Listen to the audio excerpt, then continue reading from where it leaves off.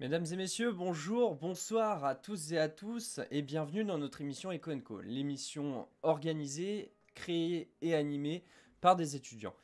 Donc voilà, nous sommes un collectif d'étudiants en économie notamment et nous souhaitons un petit peu discuter, débattre de sujets socio-économiques contemporains qui sont peut-être peu, voire pas médiatisés par les médias traditionnels aujourd'hui. Je suis Antoine, je serai votre présentateur ce soir et c'est un plaisir de vous retrouver. Aujourd'hui, en tout cas ce soir, nous parlerons du marché noir et de l'écologie au travers notamment des hydrofluorocarbures. Ce sont des gaz utilisés notamment dans les systèmes de réfrigération que l'on peut retrouver dans les voitures, dans les réfrigérateurs, etc. Et donc ces gaz, on le verra prochainement, sont nocifs pour la planète et font lieu à un réel marché noir. Bonsoir à tous. Merci. Bonsoir à tous.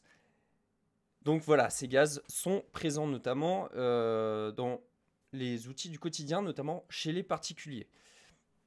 Dans un deuxième temps, nous parlerons de la thèse qui est celle du capital universel, donc qui serait une aide financière pour tous les jeunes à partir d'un certain âge. Ce soir, nous avons le plaisir d'accueillir pour une seconde fois nos invités. D'accueillir nos invités ce soir, excusez-moi. Bonsoir à vous trois. Bonsoir. Alors, bonsoir. En bas à droite de votre écran, vous le reconnaissez, c'est Julien, notre chroniqueur titulaire. Donc Julien, étudiant en économie appliquée, notamment spécialisé en entrepreneuriat, c'est bien ça ? Effectivement. À ma droite, non, à ma gauche, pardon. Vous retrouvez le maître rebond de cette émission. Il est étudiant en économie de la transition écologique. Bonsoir Olivier. Bonsoir à tous. Et bonsoir Antoine. Notre invité est pour sa première dans cette émission, un passionné de géopolitique. Il a reçu l'année dernière, il a obtenu sa licence en économie-gestion. Il est actuellement étudiant à l'école de management de Strasbourg. Bonsoir Louis. Bonsoir à tous et merci de me recevoir ici. Eh bien, merci à toi d'avoir accepté cette invitation. Donc voilà. Alors, il y a de l'écho, on me dit. Oula. Alors, oui, on peut en profiter pour vérifier l'audio pour vous. Est-ce que vous pouvez me dire, il va y avoir un retour. Oui, il y a un gros écho. D'accord. Alors. Excusez-moi. Problème technique. Les aléas du direct. Oui. Effectivement, ça arrive. Écho pour lui, d'accord. Alors, est-ce que vous m'entendez ? Alors, est-ce que vous pouvez parler pour voir si ça fonctionne? Là, Donc voilà, est-ce qu'on nous entend bien? Oui, Est-ce que on nous entend bien? Ouais, on va tester ça. Dites-nous dans le chat comment ça se Oui, passe. dites-nous dans le chat. Merci Romain Cornelius. Alors, Merci à lui. oui, c'est mieux. Ok, Parfait. c'est mieux. Ça a l'air réglé. Merci. Super, parfait. Merci à vous. On va pouvoir enfin, excusez-moi pour ce léger petit contretemps. Oui, oui, Romain, nous nous retrouvons mardi matin. Alors, excusez-moi pour ce léger contretemps. Nous allons pouvoir démarrer avec le premier thème. Voilà, c'est parti.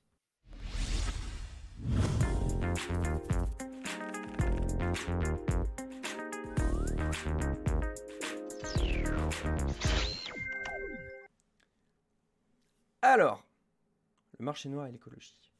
Le marché noir et l'écologie, vaste domaine. Hop. Vaste domaine. Alors, on va commencer avec un petit peu d'histoire. Dans les années 1970, on a pu observer une grosse augmentation et finalement l'apparition des réfrigérateurs chez les particuliers. Ces réfrigérateurs fonctionnaient sous un système de gaz qui étaient les CFC et les HCFC. Alors, les CFC, c'est les chlorofluorocarbures. Les HCFC, les hydrochlorofluorocarbures, donc composés d'hydrogène, de fluor et de chlore. Voilà, on ne va pas rentrer dans les détails techniques, hein, nous ne sommes pas spécialistes scientifiques, mais dans l'idée, ça a été reconnu par le protocole de Montréal en 1987 comme un gaz très nocif et très corrosif pour la couche d'ozone. Il y a eu une première transition vers les HFC, donc les hydrofluorocarbures composés d'hydrogène et de fluor, et donc qui n'attaquaient pas la couche d'ozone. Petit inconvénient quand même, selon CITEPA, ce serait un puissant gaz à effet de serre, on l'estime à 14 800 fois plus corrosif que le carbone. Alors, il y a eu évidemment des mesures pour contrer cela, prises par les politiques publiques, internationales notamment. Il y a le protocole de Montréal, en 2016, où l'on pouvait voir 197 pays investis pour tenter d'éliminer progressivement les HFC de l'utilisation publique. Mais alors, je vais tout de suite poser la question.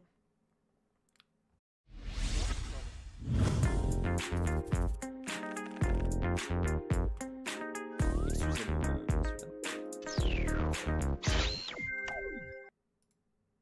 voilà, excusez-moi. Je vais poser tout de suite la question à Olivier. Pourquoi cette nécessité finalement d'interdire ces gaz? Alors, merci Antoine. Bonjour à tous. Donc, je voudrais juste, du coup, rebondir sur ce que tu disais pour bien introduire le débat. Alors, les hydrofluorocarbures ont été introduits lors du protocole de Montréal en 1987 pour faire face aux chlorofluorocarbures, qui étaient eux qui dégradaient la couche d'ozone. Il y avait un gros problème là-dessus. Et on a remarqué que les hydrofluorocarbures étaient moins nocifs. Donc tout le monde les a a remplacé les CFC avec les HFC. HCFC. On s'est rendu compte. HFC. HFC, Ouais. pardon. On s'est rendu compte plus tard que c'est toujours pas nocif pour la couche d'ozone parce qu'en fait le gaz ne monte pas aussi haut, mais le problème c'est qu'il a un effet de serre qui est très important comme tu le disais. Et donc c'est pour ça que les pays signataires du protocole de Montréal se sont réunis normalement au Rwanda à Kigali pour réduire en fait cette consommation et remplacer en fait amener une transition vers des flux de réfrigérants plus sains pour l'environnement. Donc notamment on parlera plus tard des HFO, hein, comme tu l'as cité, si je me souviens bien, les HFO. Louis, si tu peux me... Les hydrofluoroléphines. Voilà, merci beaucoup. C'était sur ça. Donc, pourquoi alors les interdire? C'est une bonne question. parce que comparé en fait au CFC, ils avaient une efficacité énergétique qui était meilleure. D'accord. C'est pour ça qu'on les a remplacés. Ils n'attaquaient pas la couche d'ozone et mais cependant ils améliorent le réchauffement global. Donc c'était pas ouf pour le réchauffement climatique. Selon certaines prévisions, donc notamment de la Commission européenne, rien que ces produits-là, donc que l'hydrofluorocarbure, ils contribueraient à 0,5 degrés d'ici 2100 au réchauffement de la planète. Donc ce qui est quand même pas négligeable. Hein. Sur les 1,5 degrés qu'on veut amener, 0,5 c'est énorme. Ça fait déjà un tiers. Ouais. Et ça me permet de rebondir sur justement comment vont fonctionner ces accords de Kigali. Donc l'arrêt est censé être progressif, parce qu'on ne peut pas tout arrêter d'un coup. Et contrairement aux accords de Paris, il y a des sanctions à l'issue. C'est-à-dire que si l'arrêt ne se fait pas, les pays devront payer des amendes. Alors, ils sont divisés en 3 groupes. Le premier groupe concerne les pays développés, donc l'Europe, tous les signataires des accords de Montréal qui se sont réunis à Kigali. Donc Europe, États-Unis, etc. Donc pour eux, c'est une diminution de 10% de leur consommation d'HFC d'ici, donc c'était l'année dernière, 2019, et une baisse totale de 85% jusqu'à 2036. Le deuxième groupe, c'est-à-dire la Chine, donc les premiers producteurs mondiaux des HFC, et les pays africains, doivent commencer la diminution de leur consommation d'ici 2024 et stopper à 80% d'ici 2045. Et enfin, on va voir pour le dernier groupe qui, eux, sont encore un petit peu plus touchés par tous ces soucis de refroidissement, les pays assez chauds, donc on parle notamment des pays arabiques, les pays du Golfe et l'Inde. Et l'Inde qui, eux, doivent commencer leur transition en 2028 et atteindre 85% d'ici 2047. En seulement 25 ans, réduire d'autant. Bah alors, il y a peut-être des aides de l'État là-dessus. Alors, en théorie, pour les oui. entreprises, par exemple. Alors, c'est bien ça. Du coup, les accords stipulent aussi également que les États contribueraient aux pertes des entreprises à toutes ces aides-là. D'accord. Parce qu'il faut savoir qu'en fait, l'hydrofluorocarbure est quand même moins cher que les alternatives qu'on a aujourd'hui. Oui. C'est quand même, le substitut est quand même plus cher que ce qu'on a actuellement. Donc c'est pour ça que parallèlement, les entreprises elles sont un peu frileuses à changer de technologie.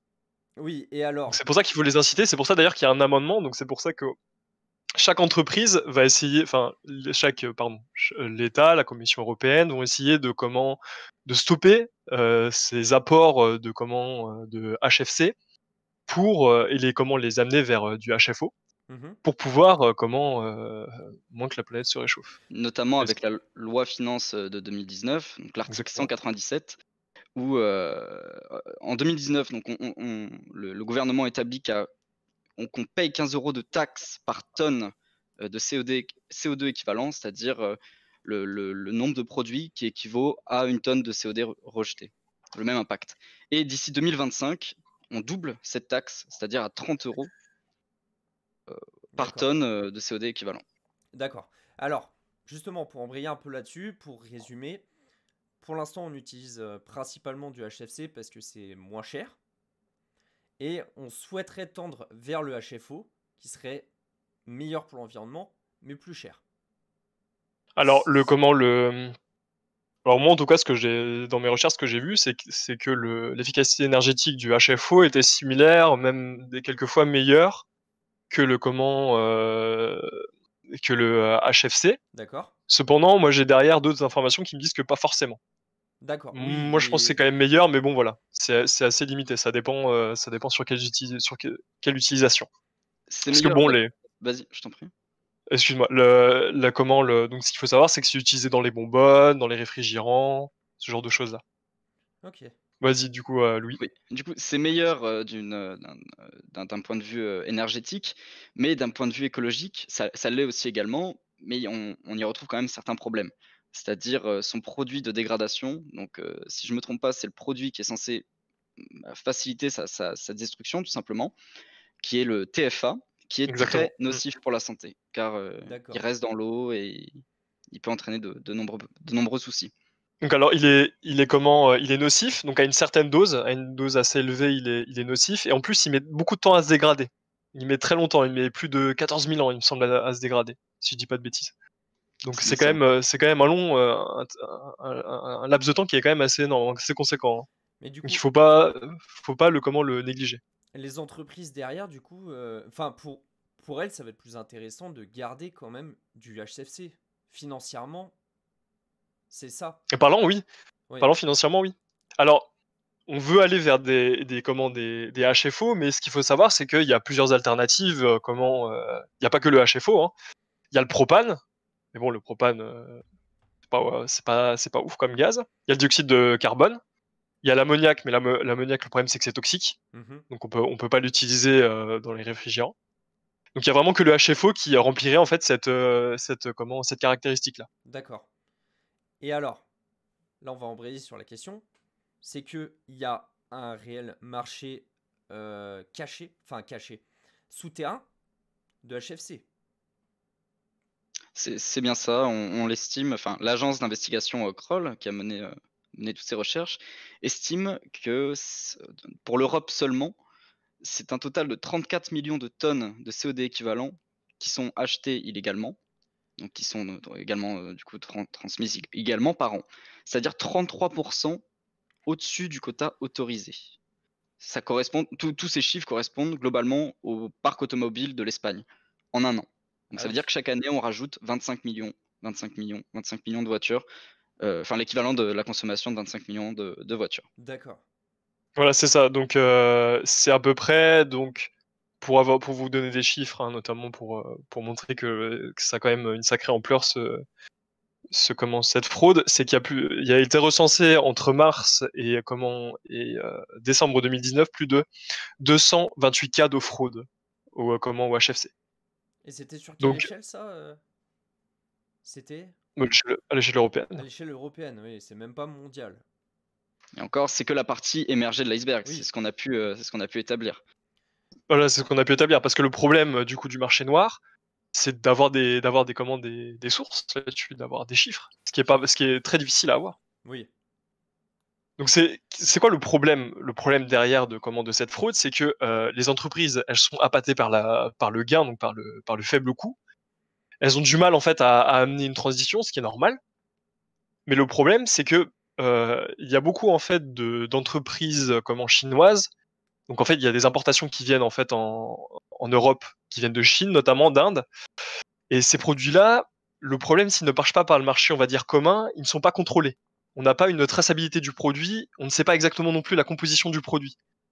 Donc ça veut dire que si on le met si on le met dans un climatiseur, le problème c'est que il peut y avoir une dégradation du produit, en tout cas du climatiseur plus importante, l'efficacité peut être un peu moins garantie, parce que donc ça pose quand même oui, un grand nombre de ce problématiques là-dessus. gaz-là, il est produit où en fait? Il est produit majoritairement en Chine. En Chine. Et là-haut, la production est autorisée. Elle est autorisée. Elle est autorisée, ça D'accord. représente une grande Après la source. production, bien sûr, la production est autorisée parce que le produit n'est pas encore interdit complètement. Oui, ouais. Donc, Et puis les pays en ont besoin. On voit les pays en développement et les pays du Golfe arabique et l'Inde notamment, Hmm. qui sont quand même très proches de la Chine, ont besoin de ce gaz, pour pouvoir tout simplement mettre tout cela à disposition face à leur système de refroidissement. Pour rebondir à ce que tu disais, selon l'AFC, donc l'Alliance Froid, Climatisation et l'Environnement, c'est une agence européenne, il me semble, ils insistent énormément sur le risque de ces produits illégaux. Parce que justement, de ce que tu disais, on ne sait pas avec quoi ils sont coupés, mélangés, composés.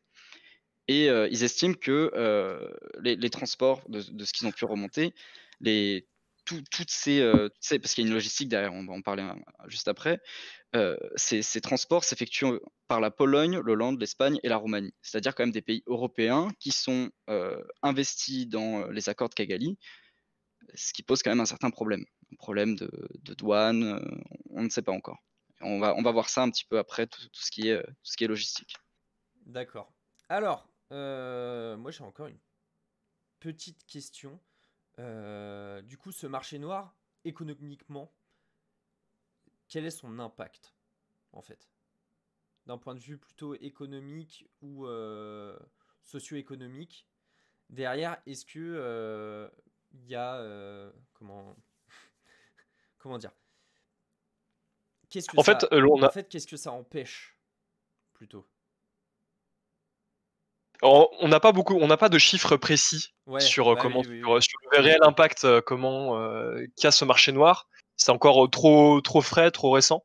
Oui, oui, oui. Et ce qui est facile à dire, c'est que c'est une baisse de de revenus pour l'État, notamment via la TVA. Mhm. C'est une perte d'argent pour les entreprises qui sont dans le secteur, parce que souvent les produits sont vendus aussi moins cher. Et ça développe le crime organisé. Donc Ouais. ça développe tout ce qui est ce circuit marché noir, qui est pas forcément très bon. Alors, Donc il faut lutter contre ça. et du coup, est-ce qu'il y aurait une alternative? Pas, Alors, pas vraiment une alternative, mais du coup plus des solutions pour contrer ce marché noir. On a encore un peu de mal à évaluer concrètement l'énorme impact que cela peut avoir dans toute. Enfin, à combien l'estimer? Déjà, on l'estime à un minimum d'un dépassement de 33% du quota, Oui. ce qui est quand même assez conséquent. Les solutions là-dessus, bah, ce serait déjà une meilleure formation des douanes, parce que les douaniers n'arrivent pas forcément à savoir tel conteneur, donc c'est dans des cylindres. Tout ça, c'est transporté dans des sortes de cylindres, des sortes de poches de gaz en Oui, fait. oui, des bonbonnes. Exact. Comment établir en fait si tout simplement ils respectent les quotas et s'ils proviennent d'un producteur agréé et d'un distributeur agréé aussi. Mhm. D'accord. c'est exactement ça. Exactement ça. C'est là toute la problématique. Donc après, la formation de douane est hyper importante. Et derrière, bah, l'UE n'a pas rien fait. La Commission européenne, ils ont essayé de faire comment fonctionner le marché donc du HFC comme le marché carbone, marché en fait de marché des quotas d'émissions. Donc sur les producteurs et importateurs. Mais le problème, on sait que sur ce genre de marché-là, on ne sait pas la quantité. Mhm. Enfin, c'est un marché quantité, donc on saura la quantité, mais on ne sait pas en fait fixer le prix derrière. D'accord. Si le prix est trop bas, bah voilà, ça va pas inciter vraiment les entreprises à amener à une transition vers le HFO. Et si le prix est trop élevé, là, ça inciterait les entreprises à amener d'autres alternatives. Donc bon, Julien, c'est un encore. petit avis? Julien, un petit. Yes. Bah, sujet très pointu hein, pour le coup, donc évidemment les solutions sont compliquées. Moi je laisse faire les experts, ils ont bien taffé le sujet, nos deux débatteurs. Ne vous inquiétez pas, hein, ceux qui se demandent dans le chat, vous me retrouverez très vite hein, sur les chroniques. D'accord. Pas de souci. Une dernière petite chose à ajouter, messieurs? Que les ventes de ce produit sont trop simples. Passer par le e-commerce, les fausses déclarations de transit, c'est quelque chose qui est facile à faire. Ah oui, c'est simple à ce Donc point-là? c'est simple à ce point-là. Oui, Ils c'est mettent ça. des annonces sur eBay, Amazon Ah oui, l'un de nous et pourrait acheter AliExpress. du HFC comme ça en fait. Bah, clairement. bien sûr, bien sûr. Ah Mais oui. après, c'est le problème, c'est que c'est pas encore vraiment interdit. Ah Là, il y oui. a une transition qui se mène, et c'est pour ça qu'en fait, le plus important, bon, les particuliers, ça commence à se, parce que le marché des particuliers, c'est pas le marché qui est très, Oui, pas c'est sûr. le marché le plus important, c'est le marché des entreprises derrière. Donc nous, les particuliers, on peut encore s'en procurer, mais le problème, c'est vraiment les entreprises, donc les réfrigérants, les bonbonnes aussi pour l'industrie. Donc c'est là où il faut changer. Et après, on pourra pas forcément le supprimer tout de suite parce que bah, il y a des objectifs, notamment une réduction, je voyais en Europe de 70 notamment pour les pays développés qui ont signé l'accord au Rwanda Kigali. de Kigali, voilà. C'est moins 79% d'ici 2030, hein, donc c'est pas rien non plus. Et il me semble que normalement à court terme, si les objectifs sont respectés, il me semble que c'était moins 46% jusqu'en 2021 ou 2022. Là, si cet objectif-là n'est pas atteint, c'est 0,1 degré de plus de réchauffement climatique. Et Donc il faut pas prendre ça à la légère non plus. on en est où là? Je sais pas s'il y a une estimation. Bah, là, de toute façon, ce sera pas respecté Ouais, là, avec avec tout le marché noir. Je pense que Notamment, on était qu'à 37% là, en tout cas hein, de réduction, donc ce qui est pas assez. Il manque 10%, il manque 9%, donc il faut encore poursuivre les efforts, ce qui est déjà pas mal, mais il faut encore poursuivre les efforts. Alors déjà, est-ce que officiellement, sans même compter le marché noir, on est dans les clous par rapport à ce qui avait été signé? Bah, c'est toujours des objectifs qui sont assez ambitieux Ouais. sur le papier. Euh, je pense qu'il faut encore un peu plus de recul pour savoir si ça a été bien fait ou pas. Puis il faut pas oublier que tout ça joue aussi avec l'industrie automobile. Parce que tout ce qui est clim dans les voitures, c'est ce gaz-là qu'on utilise, ce gaz réfrigérant. Donc C'est ça ça. ira aussi de pair avec tout simplement tous les accords qui ont été passés au niveau des industries. Oui, donc Et c'est finalement, pour ça aussi d'ailleurs que pour contrer ça, le HFO il vient de l'industrie automobile. Hein. Donc c'est pour ça, ça a été d'ailleurs utilisé en premier dans les réfrigérants des automobiles. Donc c'est pour ça que ça a été une solution un peu naturelle pour la Commission européenne pour lutter contre les HFC, pour réduire les HFC puis après amener une transition. Donc on voit toujours comment le problème, en tout cas en économie, on voit le problème en tout cas notamment sur l'essence ou quoi, s'il n'y a pas de substitut derrière, ben voilà, il y a une consommation qui serait presque incompressible pour les entreprises. Il faut pas oublier ça, quoi. Si les entreprises ont un substitut et qu'il est de bon prix, là les entreprises iront. Sauf que là, on n'a pas forcément le produit et il n'est pas encore de très bon prix. ouais. Mais même, Voilà. Et les alternatives, on a les alternatives, mais les alternatives, comme on disait, le propane, c'est pas bon pour la nature, le dioxyde de carbone non plus, l'ammoniac non plus, c'est toxique. Donc il reste que ça, ouais. pour l'instant. Et là, on Il y n'a aura pas, peut-être d'autres choses on n'a pas trop de système de réfrigération sans gaz. Je sais pas si ça se développe beaucoup. Bah, climatiseur sans gaz, tu vas faire comment? Ouais. C'est la question. Moi, je vois pas trop comment tu peux faire pour refroidir. Hein. Ouais. C'est tout le gaz qui rend qui fait tout simplement la réfrigération. Ça peut C'est pas ça. marcher uniquement à l'électricité. Alors, du coup, Leroux Sympa nous dit donc le véritable souci, c'est juste le prix du HFC. Alors, pourquoi pas faire fabriquer en plus grande quantité l'autre produit afin de lui faire baisser son prix au fur et à mesure? Alors là, oui, on peut parler d'économie d'échelle ou quoi, mais il faut une demande derrière aussi. Ouais. En fait, Pour HFO. je Donc pense- il faut que les entreprises anticipent derrière qu'il y aura beaucoup d'achats, et peut-être que le HFO derrière est plus difficile à et même, à produire. et même par la suite, est-ce que les entreprises ont les finances pour acheter des produits qui fonctionnent avec le HFO? Après, Pourquoi ils le feraient alors qu'ils peuvent acheter sur le marché noir Ouais, c'est moins ça. cher? C'est ça. C'est Le problème, c'est tout simplement la lutte contre ce marché noir, donc mieux le contrôler. Et si on veut vraiment passer sur l'autre produit, c'est-à-dire produire davantage, mais également augmenter les taxes encore sur le HFC. c'est ça, il faut augmenter les taxes et surtout, il faut que derrière, avec la crise du Covid, ça va être encore plus compliqué, parce que les entreprises vont avoir un problème d'approvisionnement. Ouais, bah oui, oui. Déjà sur énormément de produits que les entreprises ont du mal à s'approvisionner. Donc, si on veut vraiment atteindre les objectifs, avec la crise du Covid, moi, ça me semble compliqué. D'accord. Donc, tout ça va être retardé. D'accord. Un dernier petit mot pour conclure, Louis? Bah, là-dessus, Une petite non, phrase qui là-dessus, résumerait un peu, honnêtement, eh bien que tout simplement les HFC représentent un marché, entraînent un marché noir qui est conséquent, dont on n'évalue pas encore l'impact, mais il est là, on le sait. On l'estime à au moins 33% du quota qu'on n'est pas censé dépasser. Donc oui, c'est dramatique. C'est quelque chose d'important qui se déroule et c'est vrai qu'on n'en entend pas vraiment parler. Olivier? Bah, c'est exactement pareil. Il faut essayer Moi, je pense que le plus important, ce serait quand même de former bien les douanes pour pouvoir réguler ce marché-là. Je pense en tout cas il faut pas croire comment la Commission européenne derrière, ils sont pas bêtes, ils savent ce qu'il faut faire. Donc il faut leur laisser du temps, de la confiance, mais le problème c'est il faut les moyens aussi derrière, donc des fois quand il n'y a pas trop les moyens, Ok. c'est difficile de contrôler. Sans réelle transition, on passe tout de suite à la chronique de Julien.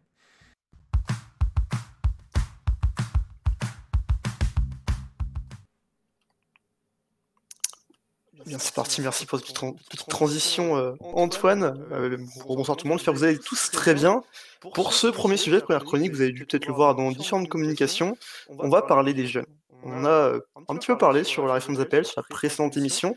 On va encore parler d'aide personnalisée, parce que c'est un débat qui est ancré actuellement en soi dans les débats publics, avec la crise sanitaire qu'on vit tous. Je pense qu'on est beaucoup de jeunes dans le chat Twitch.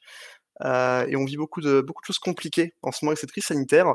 Les jeunes sont isolés, c'est une crise sans précédent, qu'elle soit psychique et même économique. La précarité touche de plus en plus d'étudiants. Alors on part d'une enquête qui nous vient de l'Observatoire national de la vie étudiante, qui nous a fait une petite enquête pour montrer qu'un tiers d'étudiants français avaient déclaré rencontrer des difficultés financières depuis le début de la crise. Donc c'est un chiffre vraiment sans précédent et super important. S'ajoute à ça qu'en temps normal, on a 46% d'étudiants qui ont un job étudiant, et à cause de la crise, 58% d'entre eux ont vu l'activité diminuer, donc ce qui implique déjà une perte de revenus, et même pire, 36% ont vu cette activité s'arrêter net. Autre chiffre un peu dramatique également, la santé physique comme psychique est forcément impactée. 23%, et toujours selon l'OVE, l'Observatoire national de la vie étudiante, 23% des étudiants déclarent, par manque de moyens, renoncer à consulter un médecin durant cette crise. Voilà. Des chiffres dramatiques, malheureusement, pour introduire cette chronique, mais où c'est que ça va nous mener? En fait, on va se demander comment réagir, comment accompagner les jeunes, les étudiants, même ceux qui sont plus dans le circuit étudiant, mais comment les accompagner dès maintenant, et surtout pour sortir de cette crise. Alors, la première proposition, elle nous vient du délégué général de La République En Marche, Stanislas Guérini, qui, lui, plaide pour la mise en œuvre d'un prêt à taux zéro, un prêt de 10 000 € qui serait accessible à tous les jeunes de 18 à 25 ans. Voilà pour l'idée. Ce serait un prêt qui serait remboursable sur une très longue durée, et, point important, uniquement si on atteint un certain niveau de revenu. Alors, on n'a pas les chiffres précis, hein, ce n'est pour l'instant qu'une idée qui a été amenée sur la table, mais voilà un petit peu le concept. Selon lui, du coup, ce serait une somme qui permettrait aux 18-25 ans de se lancer dans la vie et d'éviter de multiplier les petits boulots en parallèle des études. On peut aussi faire un peu le rapprochement avec d'autres chiffres de l'OVE sur leurs études. En effet, 88% des étudiants qui occupent un emploi estiment que cela leur est nécessaire pour vivre, et même 20% d'entre eux considèrent que l'activité rémunérée est concurrente, voire très concurrente, avec leurs études en raison, par exemple, de l'amplitude horaire ou de la pression psychologique qui leur est affectée. Alors, cette proposition, forcément, elle a fait un petit peu jaser dans la presse publique. On a quelques syndicats étudiants qui sont exprimés sur le sujet, des représentants étudiants, qui ne sont guère réjouis par cette idée. Je cite, pour eux, commencer la vie avec un prêt, c'est compliqué. Alors, certains s'inquiètent même que cette mesure, par exemple, ne fasse qu'augmenter les frais d'inscription pour les écoles privées.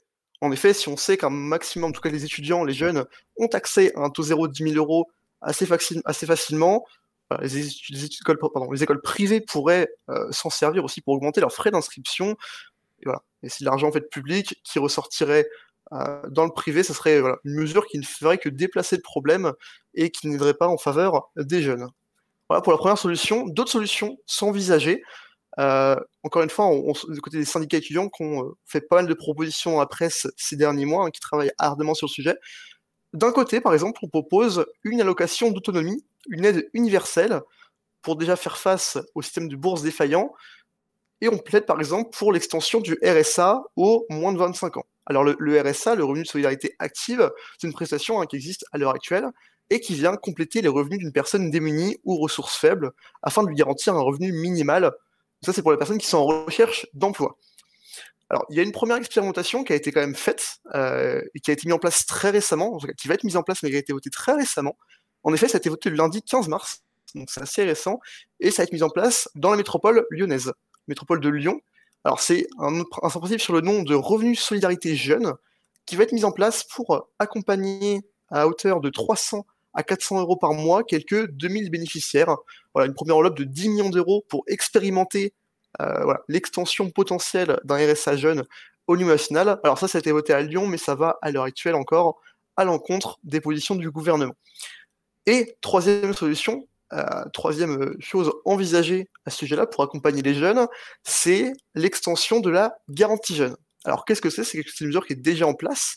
C'est une mesure qui bénéficie, en tout cas qui va bénéficier déjà en 2021 à 200 000 jeunes, et qui permet aux jeunes, non plus là de 18 à 25 ans, mais de 16 ans à 25 ans, qui sont en situation de précarité et qui n'ont pas d'emploi, qui ne font pas d'études, qui ne suivent pas de formation, tout de même leur permettre de toucher une allocation d'un montant donc maximal de 497 € et calculé du coup par rapport à leur revenu, mais surtout, et là c'est là que ça se différencie des autres propositions, de bénéficier d'un accompagnement intensif en vue de trouver un emploi. Voilà, c'est là que ça se différencie. Ça a été testé depuis quelques années dans plusieurs départements dès 2013 et ça a été généralisé à toute la France en 2017.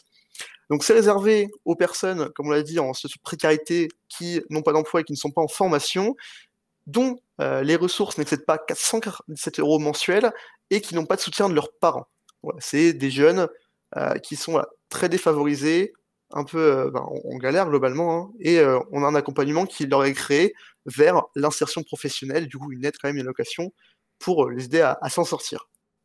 Alors, la proposition qui est faite, c'est d'universaliser cette garantie jeune, un dispositif qui permettrait un accompagnement pour tous les jeunes, à la fois les travailleurs précaires, les jeunes qui sont en difficulté d'insertion professionnelle, même après l'obtention d'un diplôme. En clair, l'idée, c'est de déboucher sur un droit universel pour tous les jeunes, avec un accompagnement social adapté et surtout individualisé. Et c'est là que je vais pouvoir te demander de mettre la petite citation, parce que c'est des travaux qui sont menés au niveau du ministère, hein. C'est dans le débat public dès l'heure actuelle. Hop, je peux voir la citation directement sur le live. Voilà une citation de Sarah El Haïry, qui est la secrétaire d'État à la jeunesse et à l'engagement, qui a déclaré du coup en janvier sur ses travaux sur la garantie jeune universelle. La garantie jeune universelle, c'est un acte fort pour les jeunesses de France. C'est l'investissement de tout un pays pour permettre concrètement l'émancipation par le travail. C'est aussi le résultat effectif du travail fait avec les acteurs du secteur. La garantie jeune universelle, c'est la concrétisation d'une promesse, d'un accompagnement personnalisé pour chaque jeune, conjugué à une aide financière, l'un forcément n'allant pas sans l'autre, en tant que crise, comme pour l'après-crise. Donc voilà pour les propositions qui sont faites à l'heure actuelle pour accompagner les jeunes. Messieurs, peut-être vous demander aussi votre avis, vous, quelle solution vous paraît la plus cohérente à l'heure actuelle? Je vais commencer, je pense, sur les trois solutions de la chronique. J'aime beaucoup la dernière, la garantie jeune, dans le sens où, d'après Eurostat, on retrouve quand même 12% de précarité chez les 18-24 ans, ce qui est quand même un chiffre assez conséquent, je trouve. Et le fait d'avoir cet accompagnement, des formations, ou même cette allocation, je pense que ça peut leur permettre de prendre un nouveau départ et essayer de raccrocher les wagons de ce qu'ils peuvent faire, tout simplement. Et je pense que c'est une bonne chose. Olivier? J'ai la même opinion que Louis là-dessus. Je pense que la dernière option est vraiment pas mal. Mais bon, à voir comment ça va être, si ça se met en place vraiment, si c'est pas... Et puis, par rapport à la crise sanitaire, on sait que le financier public, c'est un peu compliqué, peut-être. Peut-être aussi dans certains domaines où l'investissement a été réduit aussi. C'est-à-dire? Je pense, moi, la seule chose à laquelle je pense, c'est les chercheurs dans les universités qui se sont vus de nouvelles réformes pour pouvoir faire des recherches. Alors, il y a eu plusieurs mouvements de grève l'année dernière. Voilà, à voir aussi. Yes. Et effectivement, là, ça va être là aussi le débat où comment trouver tout cet argent, effectivement. On a des expérimentations qui sont déjà en cours, donc ça va pouvoir sûrement s'accélérer dans les prochains mois. Après, voilà, l'urgence est quand même telle, hein. La crise, elle est vécue par des centaines, même des milliers, voire presque des millions d'étudiants à l'heure actuelle. Voilà, faut voir comment on va pouvoir s'en sortir, ou peut-être d'autres propositions qui vont émaner dans les semaines à venir, hein. Ouais, peut-être C'est quand même un statut précaire étudiant, hein. Bon, c'est quand même un statut assez précaire étudiant. En plus, on voit que, bon, comparé à il y a une dizaine d'années, on est quand même un peu moins bien, hein, lotis en tant qu'étudiant. C'est normal aussi, parce qu'il y a aussi un nombre exponentiel d'étudiants enfin, il y a un grand nombre d'étudiants. On a de plus en plus d'étudiants, ce qui est une bonne chose comme une mauvaise, parce que derrière, s'il n'y a pas les moyens, c'est pas ouf. Les prix de l'immobilier aussi. Ah, c'est surtout les prix de l'immobilier. Ça dépend où on est, mais oui, effectivement. Si on remarque Paris, bien sûr, c'est aberrant. C'est incroyable. Et puis, Après, ça augmente partout, hein. En ce moment, j'ai l'impression que ça augmente partout. Même à Bordeaux, grande ville étudiante, avec la ligne Paris-Bordeaux, c'était l'effet d'une bombe, hein, là-dessus. Au niveau des prix, et du coup, la précarité étudiante, forcément, les étudiants ont dû s'adapter. Et je pense pas que les aides aient augmenté autant que le prix de l'immobilier. Bien sûr. Puis même au regard de la crise, même d'un point de vue psychologique, on a vu le nombre d'étudiants qui n'ont pas tenu tout simplement l'isolement, qui n'ont pas tenu toutes ces... Enfin, on a eu des témoignages des étudiants, des Parisiens notamment, qui étaient dans leurs 16 mètres carrés pendant 2 mois. Ça, derrière, Les langues se délient là-dessus, hein, mais il y a de plus en plus de témoignages et ça prend de l'ampleur en ce moment. Alors, il y a plusieurs réactions là dans le chat. Euh, le prêt à taux zéro de 10 000 euros, faut jamais mettre ça en place. J'ai plusieurs fois, donc pareil, le prêt mauvaise solution, ça c'est sûr. Alors peut-être vous pourriez préciser un petit peu dans le chat pourquoi vous pensez ça. Alors si l'étudiant arrête en plein milieu comme plus de 40% des étudiants de L1, c'est un coût à avoir 10 000 euros de dette et pas de diplôme. Des millions, vous savez déjà ce que c'est un million, Julien? Tu te réfères à OSS 117, on dit merci. Merci. Mais du coup, une bonne ou une mauvaise chose ce prêt à taux zéro? Parce que, Alors si je peux intervenir, comment on voit déjà, ça existe déjà ce type de prêt-là pour les étudiants, mais qui sont à taux réduit. oui, à taux réduit. Notamment pour faire je vois des étudiants notamment dans les écoles de commerce, qui ont des écoles, qui sont dans des écoles de commerce et qui ont un prêt derrière. Ça met beaucoup de pression quand même un prêt, parce que ça veut dire quoi? Ça veut dire que il faut rembourser derrière le créancier, donc la banque. C'est stressant dans le sens où si l'étudiant en question n'a pas de travail derrière, ce qui peut arriver en tout cas, notamment avec la situation actuelle, notamment du Covid. Mais c'est comment on se retrouve avec limite des fois plusieurs prêts, hein, de 10 000 euros. Comme on voit comment une année à Neoma, il me semble, non je vais pas citer, mais une année en école de commerce c'est plus de 7 000 euros. C'est quand même énorme. Je veux dire, il faut pouvoir le sortir. Des fois c'est qu'un semestre, ce prix-là sur certaines écoles. Donc bon.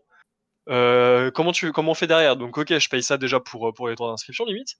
Puis après, il me faut que je vise derrière. Donc il faut que j'ai l'appartement, il faut que je puisse manger, il faut que je puisse avoir un app. Enfin voilà, il y a toute cette problématique. Donc ça allonge quand même la facture. Les parents sont derrière, ce qui est bien. Mais quand on voit derrière, est-ce que les pauvres finalement peuvent aller en école de commerce et faire de longues études? Oui, Peut-être tout un système de bourse aussi qui est mis en place. Bien sûr, bien sûr. Bien sûr. Oui, bah, il y a, Ce qui incite très peu, notamment les étudiants précaires aussi à il y a aller. Mao qui nous dit dans le chat, ayant fait plusieurs prêts à taux zéro, pas de 10 000 euros, pour mon école de commerce, le problème a surtout été la crise où je n'ai pas réussi à trouver un job à la sortie de l'école. Entre parenthèses, job en événementiel ne se marie pas avec la Covid. Grosse pensée à Mao d'ailleurs, hein, parce que période pas facile pour elle, du coup. Mais il y a plein d'étudiants qui sont dans ce... étudiants et ex-étudiants hein, qui sont dans ce... Et puis même au niveau des alternances. Dans cette situation, pardon. Même au niveau des alternances, le nombre de personnes qui n'ont pas réussi à trouver d'alternance pour... De stage, bien sûr. Ouais, de stage, d'alternance, même pour leur BTS, c'est problématique, c'est un problème. Et bah justement... Ils peuvent pas continuer leurs études. Il y a une remarque super. Et voilà. Pardon, Zilfa qui disait, c'est vrai que comme tout le monde n'a pas de garant derrière aussi, c'est plus compliqué d'avoir accès au prêt. Et bah justement, on va rester sur cette recherche de solutions pour passer tout de suite à la deuxième problématique de cette soirée, sur laquelle il y aura débat, on le sait, et ça va être très intéressant.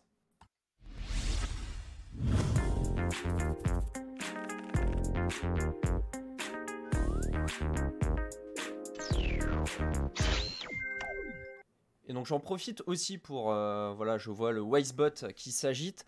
N'hésitez pas à suivre un petit peu nos réseaux pour vous tenir au courant de l'actualité de nos émissions.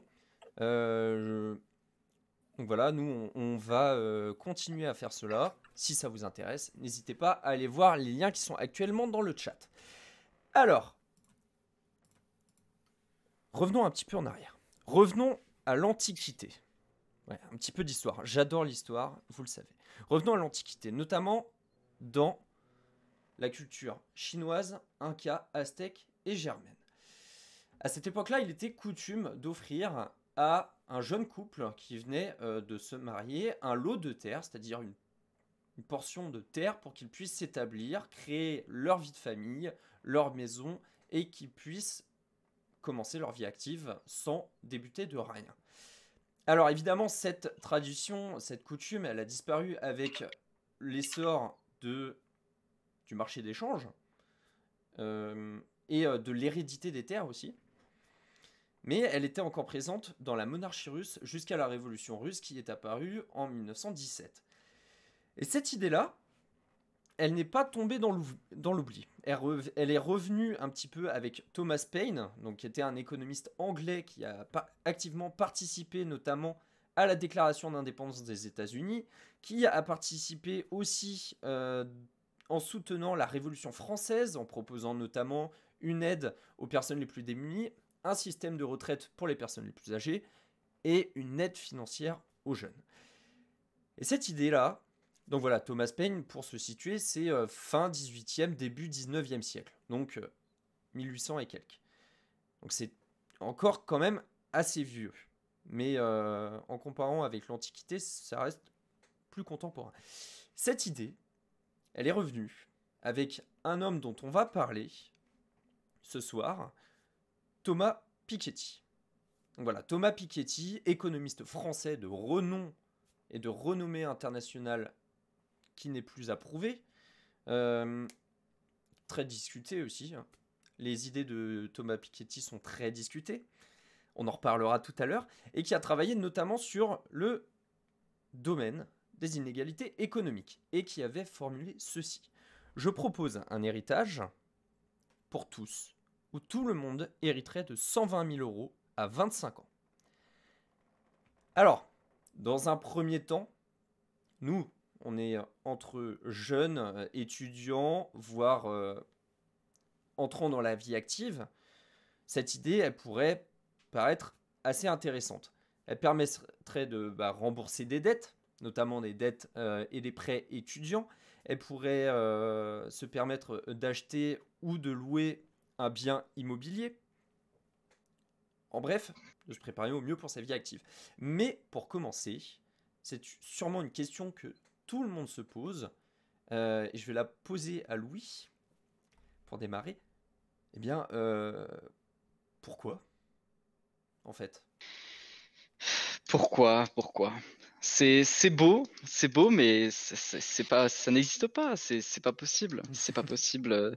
On verra ça sur la partie financière, mais Mais dis-nous tout, Louis. N'hésite pas. je vais tout dire, Alors pourquoi?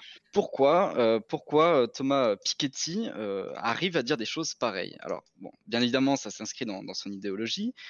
D'ailleurs, que on lui dit bonjour s'il nous regarde.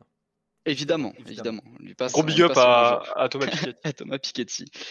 Le rôle de Thomas Piketty, de ce que je comprends, c'est vraiment, il est contre l'idéologie propriétarisme, c'est-à-dire contre la propriété privée. Voilà, il s'en oppose, il est pour l'expropriation, etc. Ce qui l'intéresse, c'est la redistribution des richesses. Donc, pourquoi ces 120 000 euros à toutes les personnes qui atteignent 25 ans?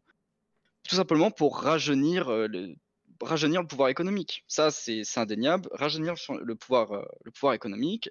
On sait qu'aujourd'hui, il appartient majoritairement aux personnes un peu plus âgées qui ont déjà acheté leurs biens immobiliers, qui ont pu le rembourser ou qui ont des investissements, peu importe. On parle quand même de 120 000 euros. 120 000 euros, ça représente 60% des parts moyennes des capitaux d'un adulte français. Voilà. Ça, c'est établi. Ça veut dire qu'à 25 ans, on a déjà 60% de notre capital qu'on peut avoir dans toute une vie. Ce qui est quand même conséquent. C'est gagné à la loterie, mais gratuitement. Oui, donc Le but, l'idée, c'est que... Du capital ou du patrimoine? Sur toute une vie, on aurait un total de 240 000 euros. C'est ça, c'est ce qu'on gagnerait en fait sur toute une vie. En moyenne. C'est ce qu'on aurait en termes de capital. Hein. Voilà, ok. Et donc voilà, le but c'est de changer de mode de vie, de ce qui est implicite à l'intérieur. C'est nous donnons 120 000 par personne, plus d'entreprises. Oui, ça sera encore mieux. Encore pire, ça dépend. On peut créer une entreprise, on peut investir dans des biens immobiliers, on peut, voilà, tout simplement, ce qui est implicite aussi derrière, c'est la lutte contre le climat, c'est-à-dire avoir une meilleure consommation, etc. Moi, je suis assez dubitatif là-dessus, mais ça, on en parlera un petit peu après. Mais globalement, voilà, l'idée, c'est cette redistribution de capitaux, prendre ce qu'il y a à prendre, le distribuer aux jeunes personnes de 25 ans qui débutent leur vie, et leur permettre de vivre leur vie comme ils l'entendent, tout simplement. Alors, je sens que Oli veut répondre. Non, juste comment. Ce qu'il faut bien rappeler, c'est que si Thomas Piketty propose ça, c'est qu'il y a une raison derrière. Il a fait des travaux, il a une formation quand même d'économiste derrière, donc il a été quand même, on va dire, élevé à la sauce traditionnelle, à la sauce, on va dire, standard de l'économie standard. Il n'était pas du tout, même lui le disait sur plusieurs de ses interviews, qu'il n'était pas forcément avec ses conclusions, les conclusions qu'il mène, qu'il dit aujourd'hui d'ailleurs, de proposer ce genre de choses-là. Mais qu'est-ce qu'il a remarqué en fait au fur et à mesure de l'histoire, c'est que les patrimoines étaient très concentrés sur les 10% les plus riches, notamment. Quand on voit que 10% les plus riches de la planète détiennent 90% du patrimoine, enfin, excusez-moi, je reformule. Ceux qui possèdent 10% du patrimoine le plus élevé possèdent en gros 90% du patrimoine total. Voilà, c'est un fait.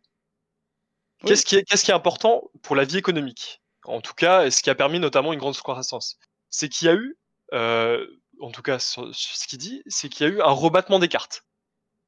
C'est que les pauvres ont réussi à avoir un peu plus de patrimoine et donc à se développer économiquement. Ce qui a permis une forte croissance et donc de renouveler on peut dire cette bourgeoisie pour être marxiste, mais ces riches, ce qui a permis une forte croissance, notamment, voilà, durant, juste après la Seconde Guerre mondiale, avec les 30 glorieuses, ou les 30 piteuses selon certains, mais voilà. Et ce qui est très important, c'est que si ces inégalités entre les personnes, notamment, on voit que les jeunes, le problème c'est que la majorité ils rentrent dans la vie active, ils ont rien, donc c'est pas ouf. Voilà, parce qu'ils sont obligés d'attendre beaucoup de temps avant de pouvoir investir ou quoi, mais il y a des jeunes qui ont des bonnes idées pour pouvoir après créer une entreprise, genre de choses là, comme a dit Louis. Mais ce serait du coup de rebattre un peu les cartes et de donner en fait les moyens à une jeunesse de pas forcément de concurrencer au niveau patrimonial, ce genre de choses-là, les aînés, parce qu'ils en ont toujours plus, c'est normal, ils ont travaillé plus longtemps. C'est juste de leur donner les moyens de réussir et leur donner une ressource financière qui leur permettrait de s'en sortir dans la vie ou d'aspirer à une meilleure vie.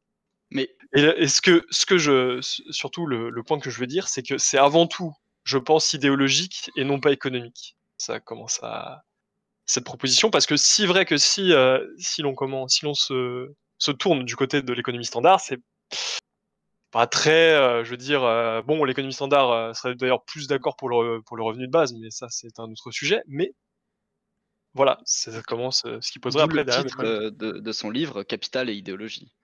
Voilà, c'est dans ça. lequel il énonce cette thèse. Réduire les inégalités, ça c'est quand même la question. Est-ce que ça va vraiment réduire les inégalités? Pour répondre à ton point précédent, comment ont fait les gens avant sans leur capital de départ? Aujourd'hui, ils arrivent quand même à créer des entreprises.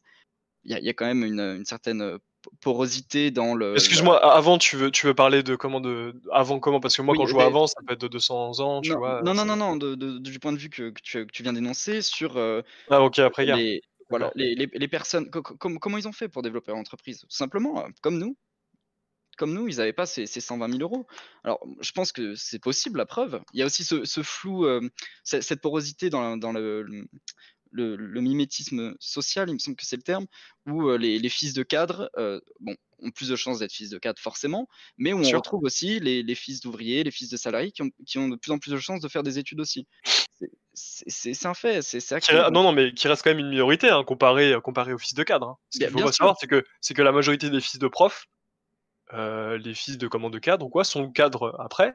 Ce qu'on voit, c'est que les fils d'ouvriers, mais c'est comme Bourdieu avec son concept d'habitus, dirait, voilà, les fils d'ouvriers restent ouvriers parce que voilà, c'est leur norme, leur valeur, donc c'est pour ça. Ça pose un problème Ça derrière. vient de la socialisation, Bien sûr, il y primaire. a ces problèmes derrière et tout, bien sûr. Alors D'accord, en quoi là-dessus. ces 120 000 euros vont faire en sorte que ces fils d'ouvriers ne soient plus des ouvriers et atteignent des niveaux d'études supérieurs? On dit fils d'ouvriers, mais n'importe quoi d'autre. C'est en termes de chiffres. Si c'est un problème de socialisation primaire, pourquoi ces 120 000 euros qui arrivent à 25 ans, qu'est-ce qu'ils vont pouvoir faire? Alors oui, donc Bourdieu, il a écrit quand même il y a une paire d'années, donc ça a peut-être changé un peu parce que maintenant beaucoup de jeunes ont accès au bac. D'ailleurs, la majorité des jeunes, la grande majorité des jeunes font des bacs généraux. Alors, 40%. Oui, voilà. Oui, ils font quand même beaucoup de bacs généraux. C'est quand même énorme, hein, 40%. Donc ces personnes-là, il y a quand même aussi des fils d'ouvriers derrière ou quoi. Il faut leur permettre de pouvoir se construire derrière. 120 000 euros à 25 ans, donc normalement à 25 ans, si tout va bien, on a fini déjà ses études, on commence à être dans la vie active. Donc commencer avec ce capital-là dans la vie active, c'est quand même hyper intéressant. Pour quelqu'un qui est un ingénieur, qui a une superbe idée, pour pouvoir développer son idée, c'est génial. Je pense d'ailleurs, j'ai un exemple d'un ami qui développe une chaîne Twitch. Eh bien lui, ces 120 000 euros lui permettraient d'acheter du matériel, de s'investir peut-être 1 ou 2 ans pour essayer de percer, on va dire, sur Twitch. Mais ça, en tout cas, ça lui permettrait derrière de vouloir faire sa passion. Oui, c'est partir avec un certain capital de départ, ça je suis d'accord. Après, c'est aussi le rôle des banques d'une certaine façon. Et en quoi ça va vraiment réduire les inégalités? Parce que ces 120 000 euros, on peut les acheter, on peut les consommer, je sais pas, en véhicule, en bien de loisirs. Oui, mais Et après, ils sont perdus. non, mais Et il y aura après, toujours des oui, inégalités. voilà, donc il y a toujours un peu, moi je trouve moi j'appelle ça un peu la vision un peu réductrice d'ailleurs de quelqu'un qui ne sait pas comment gérer ses finances. Hein. Tu donnes à quelqu'un 120 000 euros, moi je ne pense pas à moins que quelqu'un soit très bête, tu donnes ça à un pauvre, t'inquiète pas que moi je pense qu'il investirait très bien. Et qu'il investirait pas dans des objets. Je suis pas d'accord. Je suis pas d'accord. L'investissement, Non, les voilà. investisseurs, c'est un métier. C'est un métier. On peut Non, mais non. pas sortir d'être Mais alors- étudiant et se dire bon bah voilà, je vais placer dans telle entreprise, dans tel marché, sur le forex, etc. C'est pas possible. Alors moi, Ça nécessite des clés. je te pose une question. Pourquoi les riches sauraient mieux gérer leur argent que les pauvres? Ah, c'est pas une question de richesse. C'est un peu ça. Attention. C'est un peu ça qu'est-ce que tu Attention. dis quand même. Non, Ça veut dire c'est que une les question de riches. qualification. Uniquement de la qualification. La Oui, richesse n'a rien à voir dedans. Mais non, mais c'est ça, finalement, c'est ça. C'est la critique qu'on donne en fait aux 120 000 euros, c'est on va les donner à des jeunes de 25 ans, mais qu'est-ce qu'ils vont faire? Ah bah, ils vont les dépenser dans quoi? Mais finalement, derrière, c'est bénéfique aussi, ça va faire tourner l'économie. C'est pas si mal que ça. Bien sûr, Mais mais voilà, à il faut voir tes à quel Ah prix? oui, justement, pour la question du Oui, prix, quel prix? j'ai calculé, voilà, j'ai fait des maths. Sur les 10 dernières années, en moyenne, on est à 786 000 naissances tous les ans. Voilà, on imagine un monde où ce capital universel serait instauré depuis longtemps et où il y a vraiment 786 000 personnes tous les ans à qui offrir 120 000 euros. On est à 94,3 milliards d'euros de dépenses annuelles. Comment on pourrait le financer? C'est 94. Alors moi j'ai une solution très simple et qui d'ailleurs fera peut-être pas plaisir à Macron ce que je dirais, mais voilà, mais c'est réinstaurer une genre d'ISF, voilà, de taxer les riches, parce que bon, voilà, il faut faire profiter un peu les autres aussi. Tu sais combien rapporte l'ISF? Mais écoute, dis-moi. 3 milliards. À rapporter. À rapporter 3 milliards. Est-ce que ces 3 milliards peuvent financer les 80 et quelques milliards de ce Alors, plan? du coup, je rebondis, parce que Maître Rebond rebondit. 3 milliards, ok, avec l'optimisation fiscale qu'il y a derrière, au niveau de la fraude, moi je peux dire qu'on peut largement les atteindre. Hein. Parce qu'en France, c'est estimé à des centaines de milliards quand même. Hein, donc pour l'impôt progressif de la fortune et la taxation de 90% des milliardaires français. C'est-à-dire que Bernard Arnault verrait 90% de sa fortune fondre. C'est quand même. Non, je ne suis pas d'accord avec ça. Ah, pas d'accord, du coup, avec cet impôt progressif sur la fortune. Donc, non, mais impôt progressif, non. Attention, le mode de calcul. Alors, hein. Le mode de calcul, comment de l'impôt progressif, c'est pas pareil. Hein. Un milliardaire n'est pas non plus taxé à 90% sur tout ça. Non, c'est ce que prône Piketty, attention. Ce que prône Piketty, c'est d'atteindre à terme ces 90%. Ah bah, moi, je trouve que ça serait vachement bien. Bon, voilà. Parce que finalement, un homme avec autant de milliards, à quoi ça sert? Eh ben, il crée de l'emploi. Ouais, bien sûr. LVMH, c'est quand même la première capitalisation boursière française. Oui, les emplois qu'il y a derrière, c'est énorme. Mais bien sûr, je suis d'accord avec toi, mais c'est comment, moi je parle de sa fortune personnelle. Donc c'est aussi ce qu'il a en action derrière. Bien sûr. Donc, ça veut dire sacrifier des emplois et donner de l'argent à des. Enfin, j'ai du mal, honnêtement, j'ai du mal à comprendre le concept. Alors peut-être que je suis un peu limité, c'est peut-être pour ça. Non, c'est pas ça, c'est que comment. Bon, là, on est sur comment. On n'est pas non plus dans le truc, mais ce que je veux dire, c'est que on peut, pour moi, facilement financer ce capital universel par des impôts, des taxes. Si on taxe la bourse, notamment avec les fluctuations qu'il y a, moi franchement avec tous les gens qui mettent de l'argent dans la bourse, tu taxes un petit peu la bourse, on peut les retrouver facilement, hein, ces milliards. Et c'est comme voilà, on parle du financement, hein, mais voilà, moi je pense qu'on peut trouver les financements d'ailleurs. Après, On c'est trouvera très, toujours. très idéologique aussi, taxer la bourse. Taxer la. On est quand même le pays le plus taxé au monde. Le pays le plus taxé au monde. Et. Bah, et pourtant, est-ce que notre pays s'en sort si mal? On est taxé, on est combien là? 6e puissance mondiale, il me semble. Et on fait que dégringoler. Alors là, On fait que dégringoler, mais pour 66 millions d'habitants, c'est quand même pas mal, je pense, non? Comparé aux États-Unis, comparé à la Chine. Pour recentrer un petit peu, là, on a parlé dans le chat de la théorie du ruissellement. Tout le monde ne doit pas être au fait de la théorie du ruissellement. Peut-être qu'il y en a un d'entre vous qui veut se lancer. Alors attendez, qui dit ça? Qui est la théorie du ruissellement? Donc moi c'est. Il y a plusieurs personnes. Oui, donc oui, la théorie du ruissellement, bien sûr. Donc ça c'est comment, c'est un peu l'idéologie utopique dans le sens où on donne les moyens aux riches de créer de l'emploi, de ne pas les imposer, de ne pas leur donner des taxes, et bien ça profitera à tout le monde. Et c'est ce qu'a essayé d'ailleurs de faire Margaret Thatcher et Ronald Reagan dans les années 80. Et qu'est-ce qui s'est passé lors de ces années-là? C'était pas fameux du tout. C'était pas fameux du tout parce que l'État américain, la croissance américaine n'était pas folle non plus. Elle a baissé, il y a eu des fortes tensions. D'ailleurs, au Royaume-Uni, on voit que c'était pas non plus l'économie au Royaume-Uni, c'était pas ça non plus. C'était déjà la fin des 30 Glorieuses. Oui, non, mais avec les chocs pétroliers, bien sûr, qui n'ont pas arrangé. Mais d'ailleurs, après les politiques d'austérité qui ont mené, hein, c'est un peu dû à ça. Hein. Et après, d'ailleurs, on a fait un peu volte-face. Hein. C'est pour ça. C'est sûr.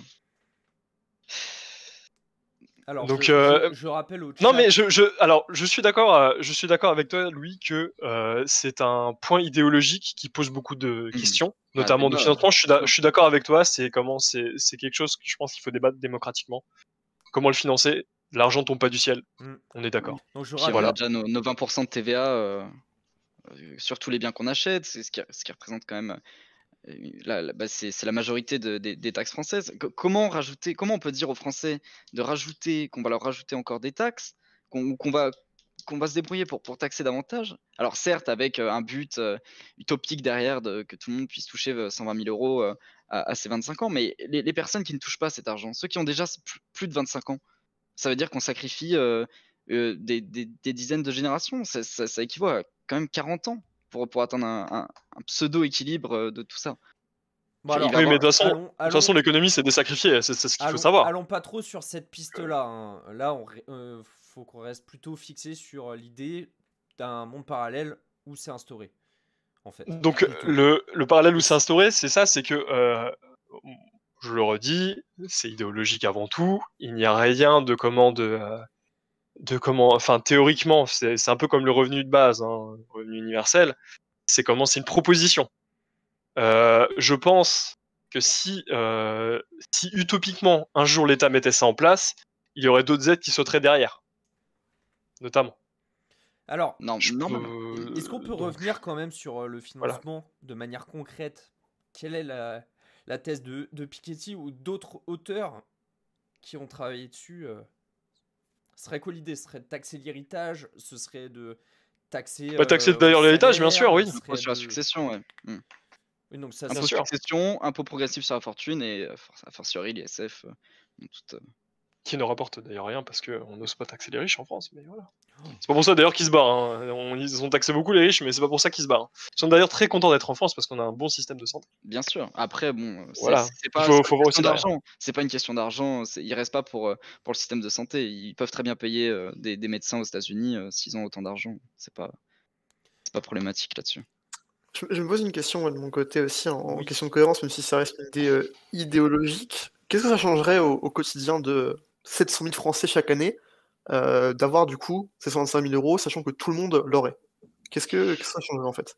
Une inflation énorme, une augmentation conséquente des prix, ne serait-ce que des écoles, de tout en fait, l'augmentation des prix, et parlons même pas de l'immobilier. Alors l'inflation, oui, dans le cadre où on l'implanterait, enfin voilà, hop, demain, bam, tous ceux qui ont 25 ans, 25 000 euros. Enfin, 120 000 euros. Parler Mais- d'inflation, c'est un peu bête, je trouve, parce que on ne sait pas, on ne sait pas. On regarde la baisse. Je prends un exemple tout bête. On n'a jamais eu autant d'argent en circulation dans le monde. Ce qu'il faut savoir, c'est que dette égale argent en circulation. Il y a autant de dettes que d'argent en circulation. Et le problème, c'est quoi? C'est que on tourne autour des 0,5 depuis une paire d'années quand même. Il n'y avait pas beaucoup d'inflation d'ailleurs. Hein. Il y en a... Bon, ça a remonté un peu l'année dernière, là c'est un petit peu rebaissé.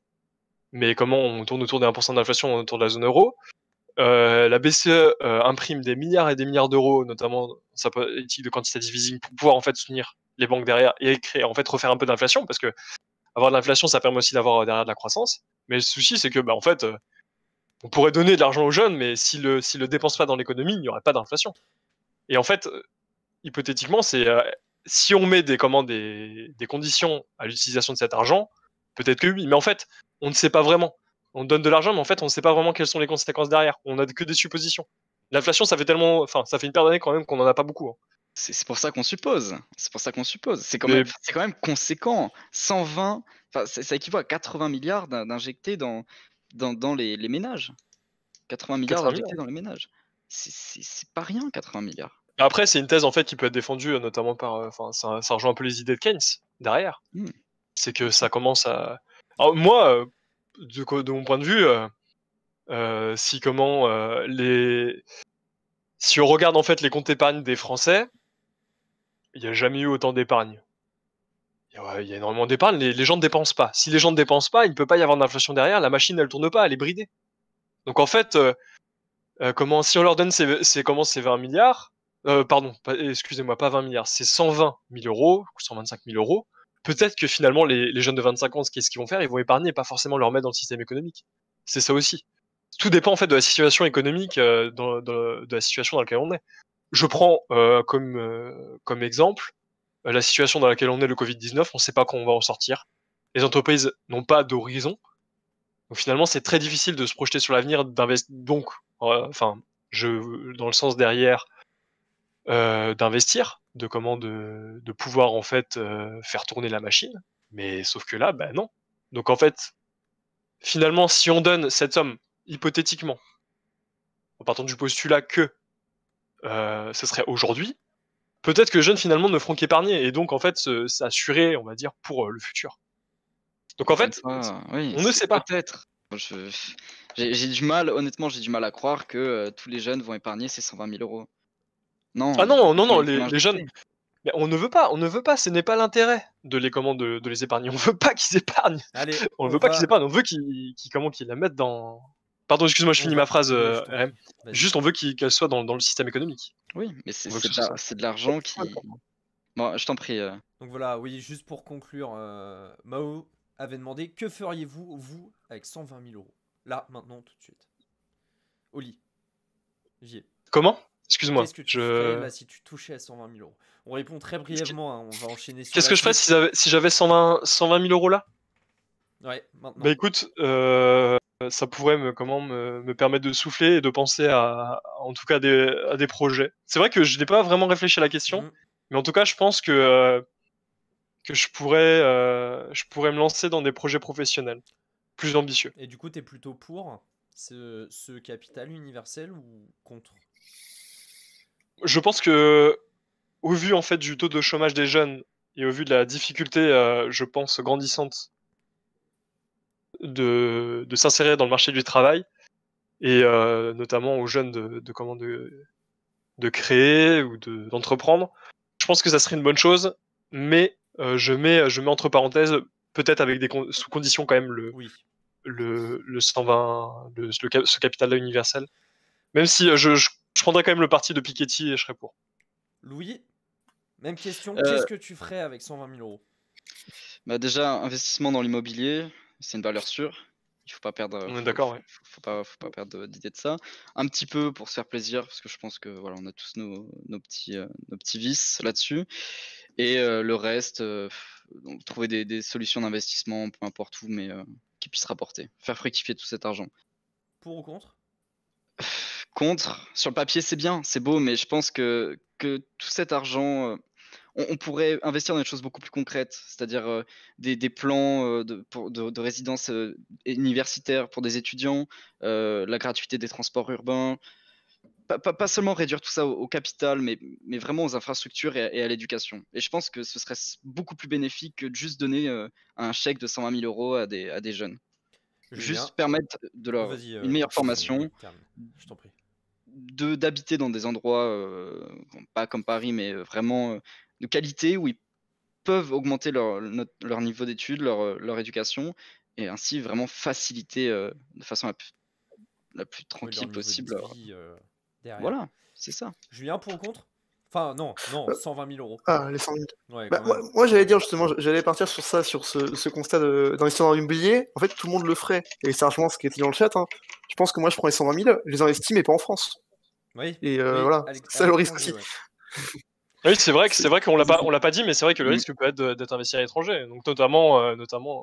Mm. Ou dire la bourse, ce genre de choses là. D'accord, Effectivement. d'accord. Mais on va enchaîner. On va enchaîner tout de suite. Et moi, si vous vous posez la question, avec 120 000 euros, j'achète des toilettes en or. Voilà. On passe tout de suite à la deuxième chronique de Julien. C'est Du coup, je parti. viendrai chez toi. Très bien.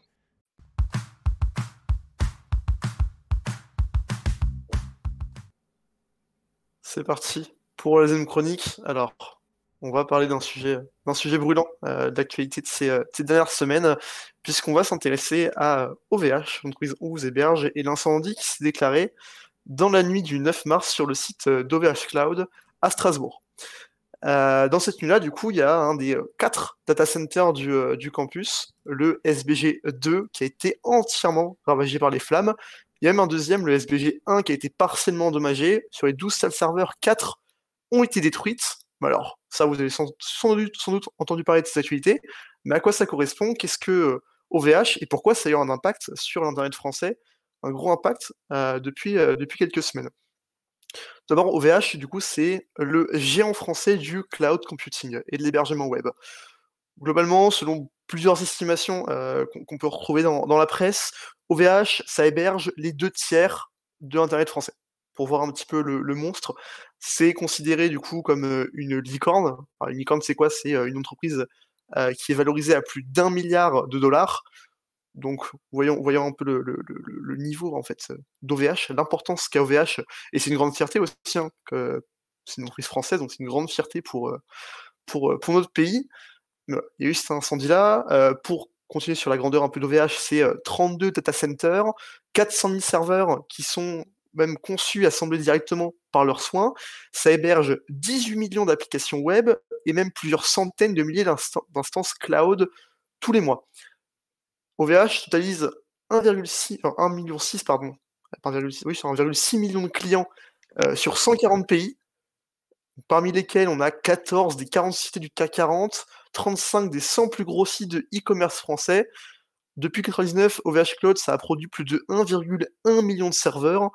Voilà, ils emploient 2400 employés dans le monde, que ce soit au Canada, en France, en Angleterre, à Singapour, en Australie, en Allemagne. Bref, vous avez compris, OVH, c'est un géant, c'est une fierté pour la France, mais cet incendie-là, il a eu un gros impact, vous imaginez bien.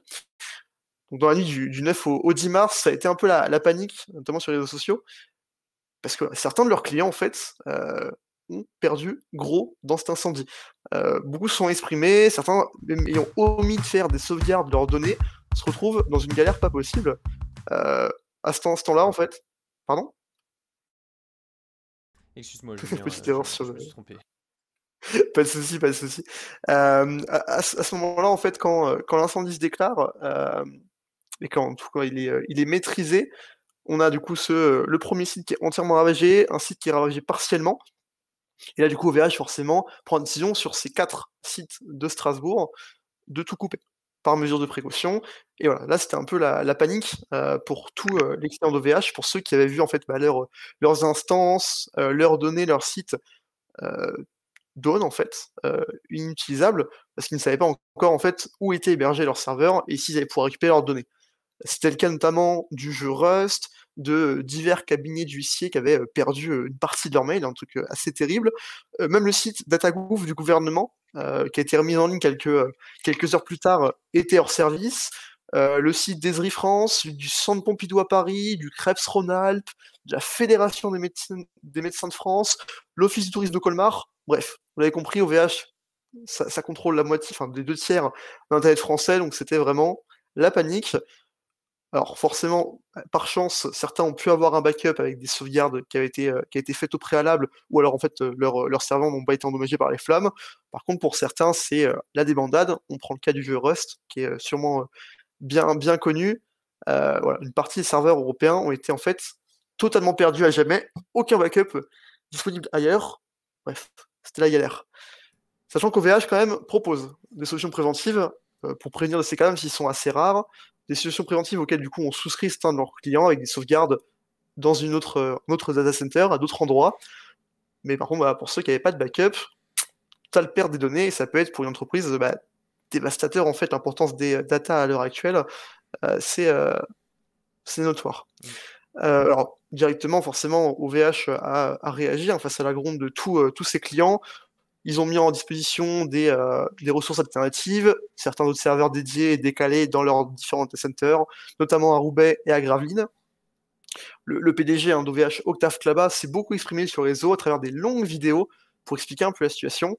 Dans une dernière vidéo qu'il a diffusée le 16 mars sur Twitter, il a indiqué par exemple que les clients qui ont été impactés par la coupure de service, du coup qui était hébergée sur les data centers de Strasbourg, profiteront de 3 mois gratuits de leur service, et même pour ceux qui ont perdu des données, profiteront de 6 mois gratuits. Donc aussi forcément une énorme perte financière pour le géant français, pour OVH. Alors on va parler un petit peu technique pour comprendre aussi pourquoi cet incendie s'est déclaré. C'est important de se poser la question. Déjà, et c'est assez malheureux ce qui a été découvert, c'est qu'en fait les centres de Strasbourg n'étaient pas équipés aussi bien que d'autres data centers. Par exemple, ils n'étaient pas équipés de gicleurs d'eau, comme c'est le cas dans ceux de Beauharnois au Canada ou dans d'autres data centers d'OVH. Ils n'étaient même pas équipés de gaz inerte, quelque chose qui est utilisé dans la plupart des data centers du marché. En gros, le gaz inerte, ça a pour vocation de vider les salles de leur oxygène afin d'étouffer l'incendie et du coup éviter de causer des dégâts aux équipements. Donc voilà, assez terrible de se rendre compte que ce géant français n'était pas suffisamment malheureusement équipé pour prévenir de ce genre de tragédie, en fait, pour le coup, d'incendie. La cause de l'incendie a été en plus décelée après quelques jours d'enquête. Globalement, c'est un onduleur, donc il y a un dispositif qui est censé permettre de protéger les équipements électroniques des risques, notamment d'une surtension, d'une explosion, de choses comme ça, qui avait subi, dans la matinée de l'incendie, une intervention de maintenance qui a été remise en service dans l'après-midi, mais malheureusement, c'est cet onduleur-là qui n'a en fait pas fait son travail. Et voilà. Globalement, c'est du coup potentiellement une erreur humaine, une erreur de maintenance, soit une personne, soit une équipe de maintenance qui a causé en fait cet incendie. Donc c'est assez terrible vu les pertes économiques que ça représente, et aussi en termes d'image, terrible pour OVH avec les clients qui sont forcément très mécontents. Dans tout ça aussi, quelques jours plus tard, le vendredi 19 mars, et donc ça c'est super récent, il y a un second incendie qui a été déclaré. Donc rappelez-vous, dans le SBG 1, il y avait 4 des 12 serveurs, des salles serveurs qui avaient été ravagées par les flammes. On avait du coup pu déplacer le reste des serveurs qui étaient encore sains et saufs à d'autres endroits. Et du coup, on y avait stocké d'autres choses. Et bien, un nouvel incendie s'est déclaré dans celui-là. Forcément, ça a fait moins de dommages, mais tout de même 300 batteries de 25 kg qui ont été impactées par cet incendie. Donc, encore une fois, pour l'image et pour la sécurité que propose OVH, c'est assez terrible. Surtout que l'information clé là-dedans, c'est qu'OVH Cloud avait annoncé quelques jours avant le premier incendie, quelques jours du coup avant le 9 mars, son intention d'entrer en bourse. Donc là, ça met un sacré gros coup au moral et aux finances de l'entreprise. Toi, Louis, qui était sûrement aux premières loges, tu es de Strasbourg. Comment ça s'est vécu aussi à Strasbourg, ce drame? On le voit, on voyait ça de très loin. De toute façon, c'est assez excentré comme local, comme énorme local d'entreposage de serveurs. Nous, c'était surtout tout ce qui était transport public qui ont été affectés. Donc, on n'avait plus nos horaires, plus rien. Tout était dans le cloud au niveau de Strasbourg. Ah oui. Donc, c'était pas si grave à notre échelle, mais à l'échelle des entreprises, et puis surtout pour l'image d'OVH, alors à peine quelques jours avant, ils annoncent leur potentielle entrée en bourse, c'est cruel et c'est affreux pour eux, ça c'est sûr. C'est terrible. Et vous voyez comment du coup la suite un petit peu pour VH, comment ils vont pouvoir remonter un petit peu? Comment vous le sentez-vous? Là, franchement, bah, oui, c'est ça, ils vont devoir faire du relationnel avec les clients et beaucoup de c'est ça, hein, d'investissement dans les relations publiques parce que va falloir redorer cette image, qui est, si je puis me permettre, partie en fumée. On peut dire que le projet est parti en fumée, effectivement. Mmh. Il était beau celui-là. Alors, Et qu'après, du coup, ouais, les serveurs sont tombés un peu à l'eau. Enfin, Ouais. brûlés après. Ouais. Juste Julien, ouais, c'est vrai que il va falloir d'ailleurs, OVH avait quand même une bonne image de marque de base. Moi, en tout cas, de ce que j'ai entendu d'OVH, j'ai un très peu étudié, mais en tout cas, de ce que j'ai entendu, c'est que elle était quand même très réputée mondialement. Donc, c'est assez surprenant quand même que ça vienne là à ce moment-là. Mais je pense pas qu'ils auront vraiment de difficultés à redorer leur image. Il faut juste, je pense, qu'ils augmentent en tout cas leur sécurité au sein de leur bâtiment. Oui, puis ça reste quand même le leader européen, donc Bien sûr. là-dessus, toute l'Europe sera derrière, pour le pousser face à AWS et Azure qui sont, américains et Et du coup d'où l'importance, oui. d'où l'importance d'avoir une entreprise européenne qui puisse concurrencer ces géants américains. C'est très important quand même de garder cette puissance-là. alors, il y a une question de TT King 51 qui demande mettre aux normes tous les data centers. Imposer une norme sur les data Effectivement. centers. Je sais pas s'il y Alors- en a une, mais la faire respecter au moins si elle existe.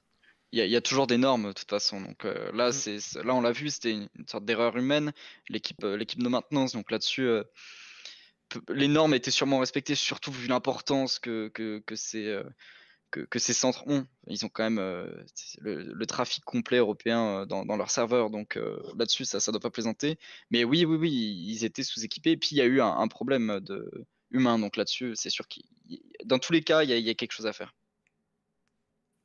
D'accord. Je rejoins totalement Louis sur ce qu'il dit. Et puis, ne serait-ce qu'au niveau des entreprises, ça leur fait prendre conscience aussi que leurs données, peuvent tout simplement disparaître et à eux de faire attention, à jamais prendre les choses pour acquis quand ils sous-traitent, tout le cloud et cetera. C'est tout. D'accord. Ouais, effectivement. Ouais, il y aura du travail en dessous pour restaurer ça. Je sais pas si tu as pu, durant la chronique, mettre un peu le visuel Alors, d'où c'en était à l'heure actuelle à Strasbourg.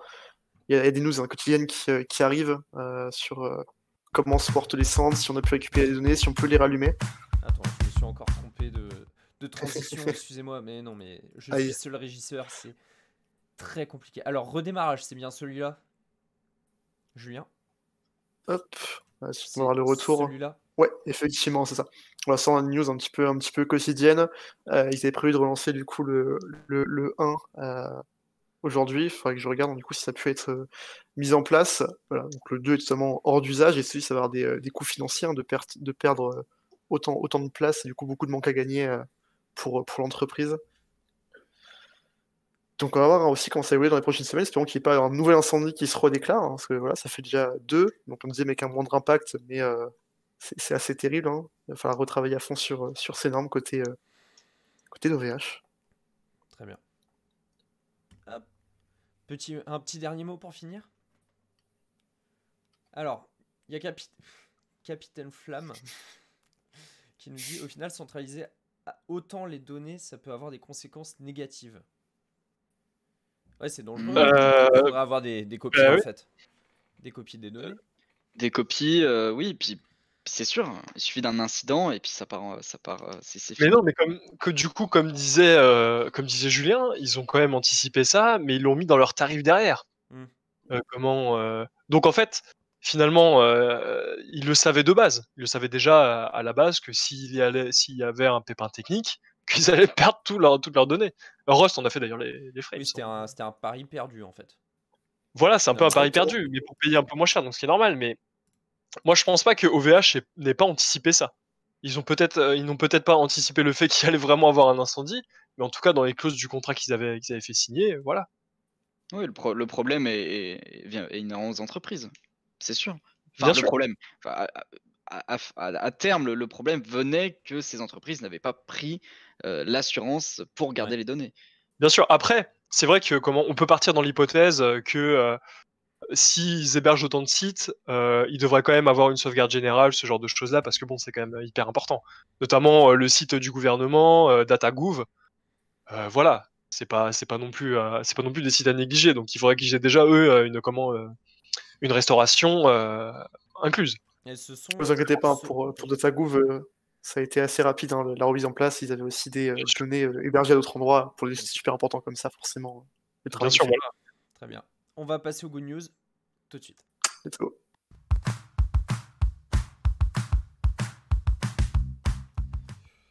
Good news, première good news, on a renvoyé le régisseur. C'est faux, c'est faux, c'est faux. Je suis à la régie. Donc j'ai vu j'ai vu des messages dans le chat. Je fais de mon mieux. Voilà, je suis amateur avant tout. Alors, Encouragez-le dans le chat, n'hésitez pas. 5 février 2021 de Euronews, une île éolienne pour alimenter en électricité jusqu'à 10 millions de foyers. C'est le projet, le nouveau projet économique environnemental qui se développe au large du Danemark. Alors, il faut savoir que les pays scandinaves sont relativement quand même en avance par rapport à nous au niveau de la transition écologique. Je dis ça de manière un peu subjective, mais finalement, si on regarde les faits, c'est pas totalement faux. Et le Danemark est situé dans un endroit où au large, il y a quand même pas mal de vent. Donc c'est assez pratique d'avoir des éoliennes. Donc l'annonce du gouvernement est datée de début février donc 2021 et qui était de créer un pôle d'éoliennes pouvant fournir jusqu'à 10 millions de foyers en énergie. 10 millions de foyers, c'est pas 10 millions de personnes, c'est bien 10 millions de foyers. En rappelant qu'il y a 6 millions d'habitants au Danemark. Le projet est énorme, tout simplement énorme, et avec l'énergie en trop, le gouvernement souhaiterait aider aussi l'Europe à mettre une transition en fait, tout simplement. 10 millions de foyers, ça correspond à peu près un tiers de la consommation des ménages français. On peut considérer qu'on a 30 millions de foyers en France. Donc déjà, rien que ce projet-là, qui coûte, entre guillemets, à prendre avec des pincettes, mais qui coûte seulement 28 milliards d'euros pour alimenter un tiers de la consommation des ménages français. C'est quand même assez intéressant. 28 milliards d'euros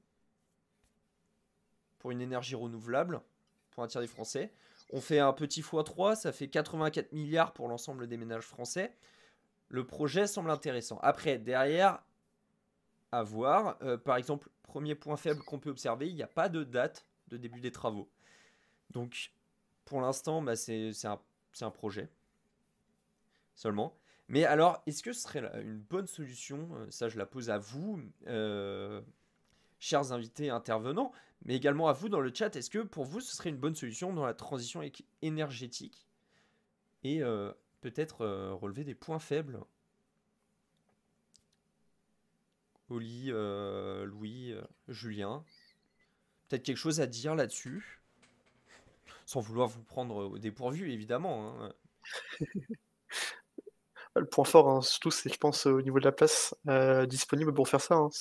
Si le fond, si ce projet existe, c'est que justement, il y a la place et les infrastructures potentielles. En plus, c'est vraiment une très bonne nouvelle. Ça pourrait aussi alimenter une partie de l'Europe.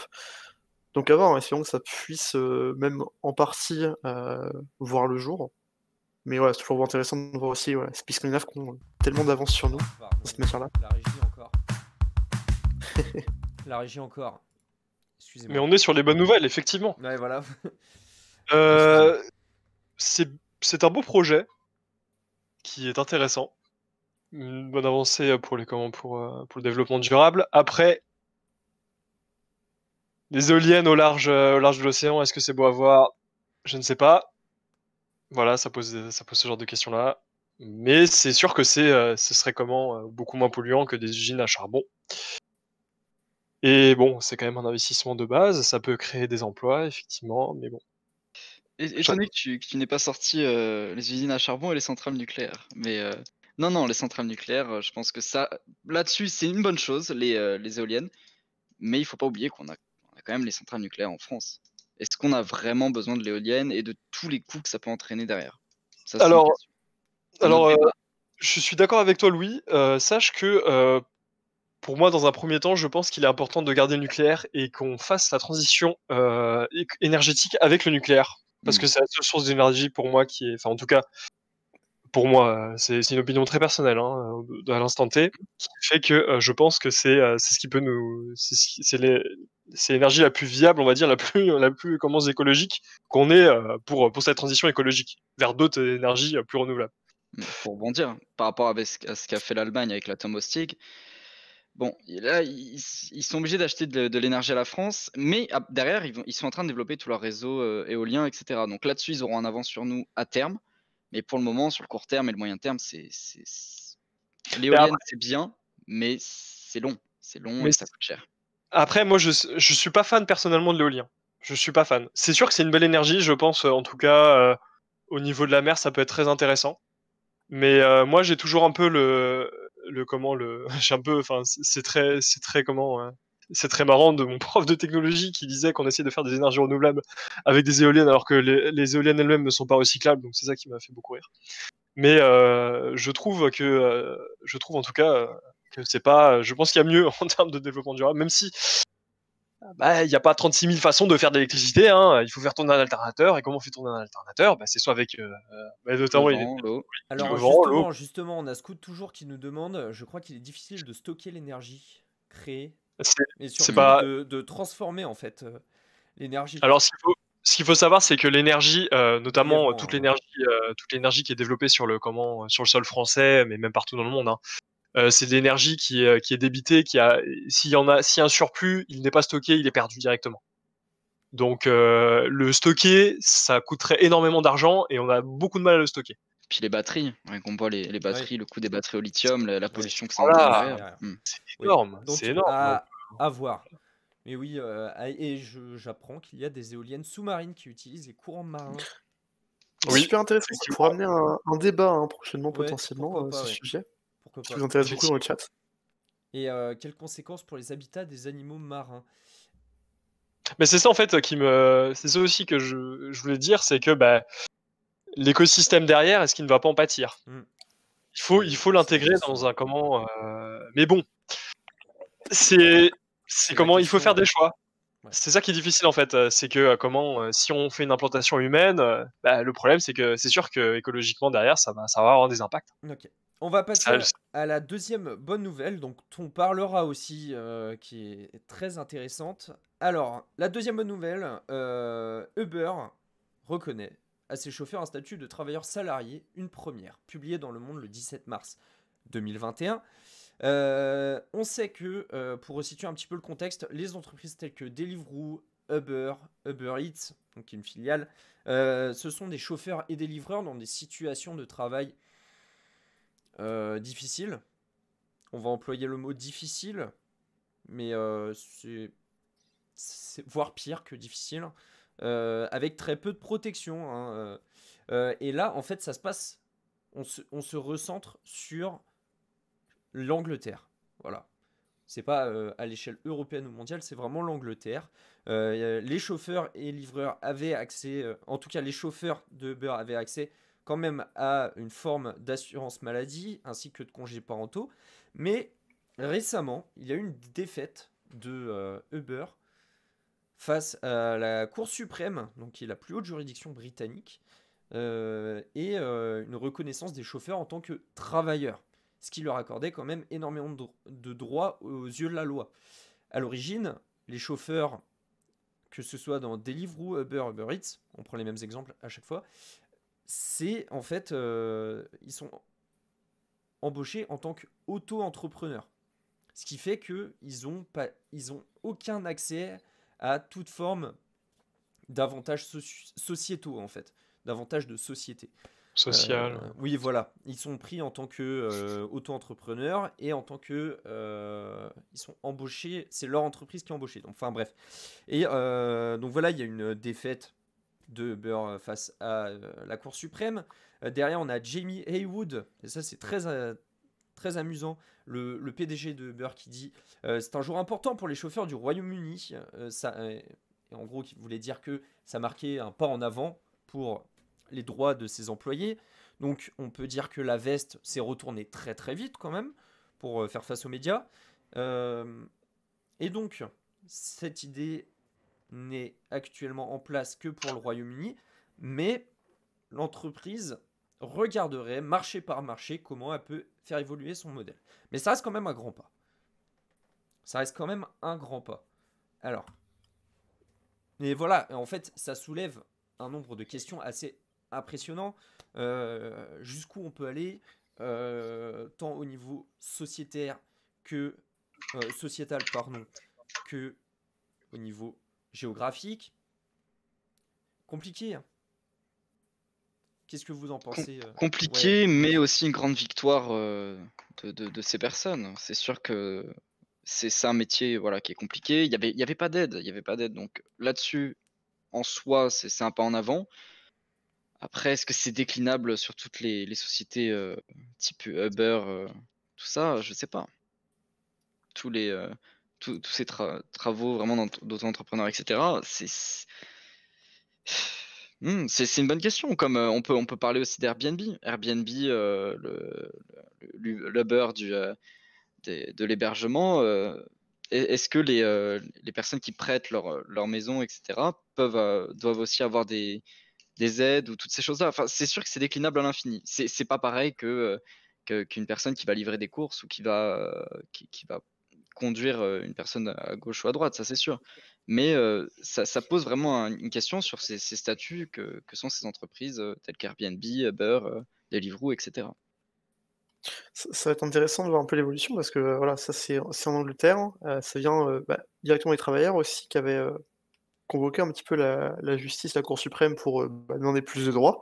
Ça a sûrement peut-être poussé aussi, d'autres travailleurs indépendants, dans d'autres pays, à aussi, dire, j'ai pas le terme sous ce que je voulais dire, mais voilà, essayer d'obtenir plus de droits Mm. et voilà, on va peut-être voir ça, évoluer dans les prochaines semaines, hein, c'est tout récent donc on aura sûrement des résultats, autre part dans les semaines qui vont venir. Ouais, 17 mars 2021, l'article pour le Ouais, une resituer. semaine, quoi. Olivier, une petite réaction? Mais c'est bien pour eux.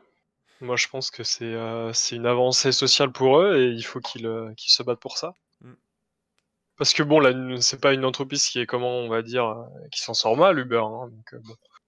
Donc voilà, et Bon, moi je pense qu'ils peuvent comment faire un pas en avant pour leurs salariés, quand même. En tout cas. et je voulais aussi prendre l'exemple de quelqu'un de plus proche de chez nous. Vous l'avez peut-être vu à la télé. Je parle de Sébastien Soulès, qui était un chanteur d'opéra, qui était très très connu, qui a tourné dans les salles de théâtre à Vienne, entre autres, et qui est devenu livreur Uber Eats en France pendant le Covid. 8 heures de vélo, 5 jours par semaine, 1 000 € à la fin du mois. Heureusement qu'il aime le vélo, quoi. Et ça, et là, il y a. Donc, c'était dans le cadre aussi des conditions de travail des intermittents du spectacle, entre autres, enfin, des conditions de soutien financier aux intermittents du spectacle, entre autres, pendant la période de crise sanitaire. Mais ça fait un peu écho quand même. Oui, c'est fort comme image, c'est très fort. Ça exprime vraiment les problèmes liés à cette crise et toutes les fermetures là-dessus. C'est dramatique. 1 000 € et des mollets de compétition, c'est important de le savoir. Oui. Ah bah, Il faut le savoir. vous pouvez retrouver la vidéo, hein, je crois que c'est Combini ou Brut. Ou Brut, pardon, pas Brut. Non mais Je sais encore. je crois que c'est Brut, hein, qui avait fait un reportage. Donc voilà. Alors il y a une question. Placer les livreurs Deliveroo et Uber sous le statut de salariés. Et c'est là qu'il y a problème en fait. C'est qu'ils ne sont pas reconnus comme faisant partie de l'effectif de l'entreprise, mais en tant qu'entité indépendante, employée par l'entreprise, ce qui fait que l'entreprise Uber ou autre plateforme n'a aucune contrainte, quasiment aucune contrainte législative sur ses travailleurs. Et en fait, il est là le problème principal en fait. Voilà, pour resituer un petit Mais peu. En tout cas, n'hésitez pas dans le chat s'il y a des étudiants en droit qui sont en master de droit du travail d'apporter des précisions à ce sujet. Et donc, Parce que en tout cas, ils sont très bien renseignés, je pense. Et c'est vrai que placer sous le statut de salarié leur procurait d'ailleurs tous les avantages. Et les Ça avantages, mais aussi des inconvénients sur le recrutement. C'est-à-dire que pour être livreur Uber, c'est sur l'application et ça se fait quand même assez rapidement. Alors que là, ça veut dire des démarches quand même juridiques pour pouvoir intégrer l'entreprise, beaucoup de papiers. Donc, l'avantage de ce qu'était l'entreprise au début, c'est-à-dire, voilà, je veux travailler, je veux gagner un peu d'argent, chut, je fonce sur l'appli, on me donne l'équipement et c'est parti. La- la- tout ça est perdu. Donc, est-ce qu'il n'y aura pas encore d'autres substituts qui vont se créer à l'opposition d'Uber et qui vont reprendre ce concept? Ça, on En verra. tout cas, oui, mais en tout cas, oui, mais Mais c'est mieux que rien, ça c'est sûr, je suis d'accord. c'est ça.